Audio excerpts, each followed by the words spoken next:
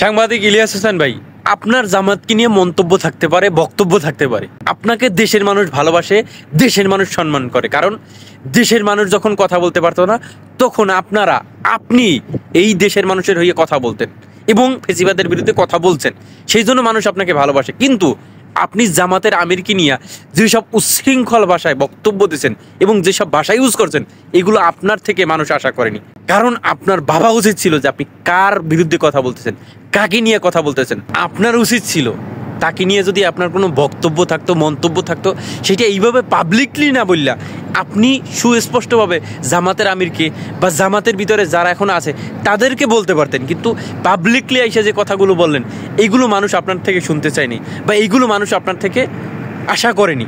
তাই আপনি এগুলো বন্ধ করেন। জামাতকে নিয়ে মন্তব্য, বক্তব্য আওয়ামী লীগ করে, এখন আপনিও যদি ঠিক একইভাবে জামাতকে নিয়ে, জামাতের আমিরকে নিয়ে রাজাকার ট্যাগ দেন, জামাত ভুল করছে, এই করছে, সেই করছে, এইগুলো বলেন, এগুলো আওয়ামী লীগের বক্তব্য, এগুলো পাবলিক পছন্দ করবে না এবং এইগুলো মানুষ এখন আর বিশ্বাস করে না।